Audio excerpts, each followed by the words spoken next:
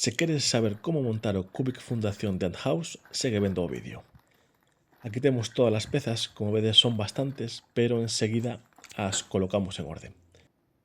Comenzamos montando a base negra, aquí a temos. Interiormente colocaremos dentro dela antes que nada as portas, hai 4. Dúas son de cor negra, eu voulle chamar portas cegas, posto que serven para taponar, para non permitir que pase nada por aí. E dúas son xiratorias, as de cor vermello, que estas sí que nos permitirán abrir ou pechar a entrada.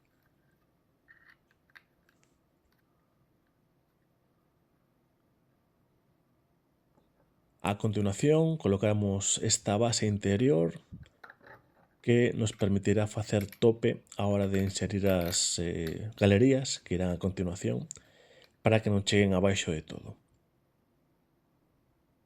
Aquí a temos colocada. E como dicía, é hora das galerías. Antes de meter as galerías temos que colocar a parte do bebedeiro. Ten unha pequena tapa que creo que é un seguro para que se hai algún tipo de desbordamento pois evacúe por aí. E tamén temos unha especie de tapiña que ten unha malla que vai servir para separar o que é a zona das galerías e a zona interior do bebedeiro, para que non pase ningunha formiga. Unha vez estea correctamente colocado, é hora de meter as esponxas. Hai dúas, primeiro vai unha que é grosa e despois vai unha máis fina. Están previamente humedecidas para que estean brandiñas e así sexa fácil metelas.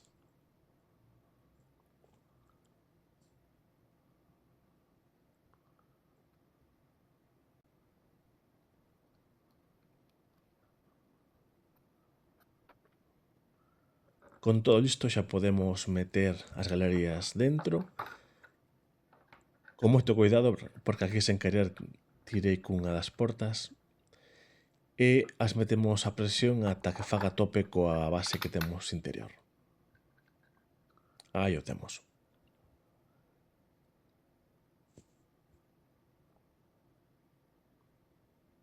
Vou ir retirando o que son as proteccións do metacrilato con moito cuidado.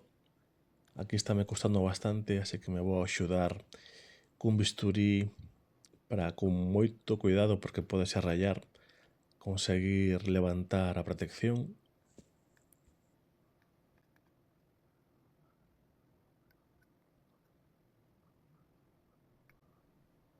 Está bastante complicado, pero aí está, aí o conseguimos.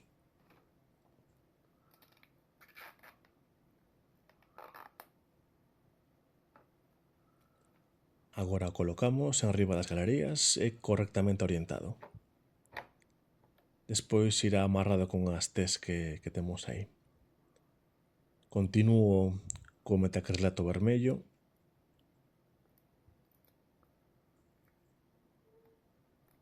Para facilitar quitar esta tapa vermella, ten unha especie de pomo que agora colocaremos, de cor negra, que nos permitirá agarrar e tirar hacia arriba del.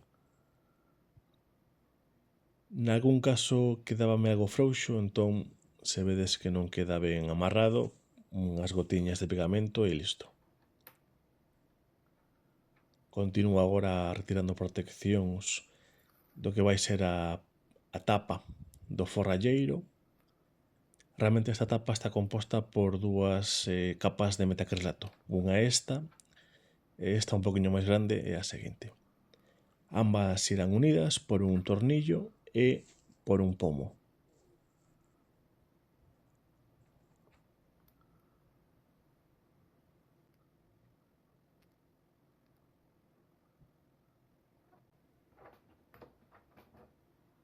Para atornillar vou a usar este destornillador plano e como vedes estaba me custando un pouco apretar, así que tomei a decisión de apoiarme con alicates que teño aquí, amarrando ben a parte do pomo, con moito cuidado porque senón podes deixar marcas, e agora sí co destornillador apretar firmemente.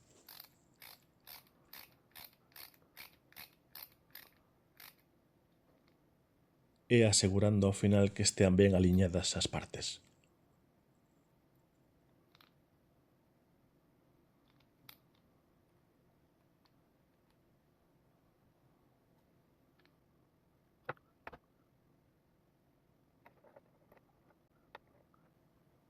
Agora é o momento de comezar a amarrar ben todas estas partes coas tes que temos. Hai uns buratiños na parte central de cada lado e nas esquinas que, como vedes, permiten ir inserindo estes conectores que van a afianzar esta conexión. É moi importante que queden ben conectados porque senón, se non están ben aliñados, imos ter problemas para colocar as tapas de metacrilato porque non van a encaixar ben. Así que é moi importante que quede todo ben apretadiño.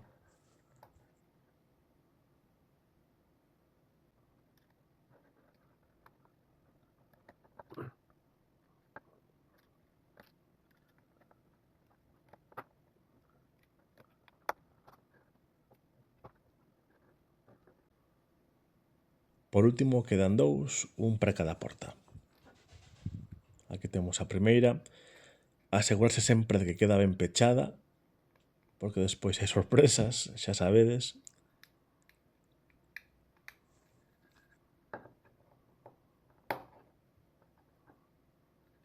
E queda un que deixarei para máis tarde.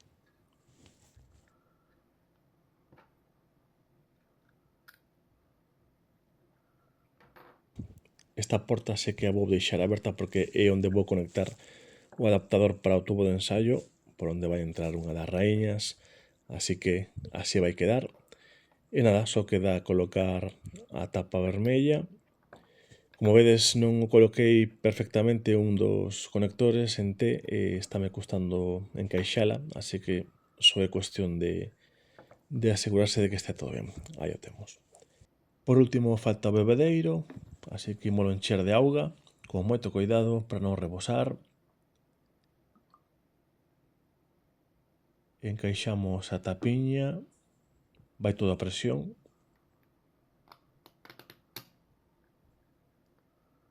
E o metemos no formigueiro. Igualmente a presión, como decía. Non ten máis segredos.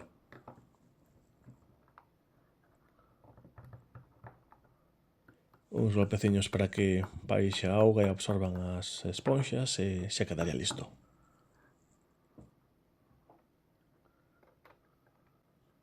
Conectamos agora o adaptador para os tubos de ensaio, asegurándonos de que quede perfectamente conectado para que non teñamos ningún susto, como sempre digo, e xa estaría.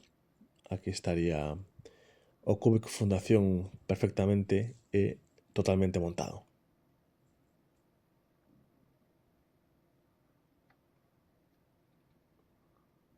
Aquí xa un primeiro plano para que o vexades mellor.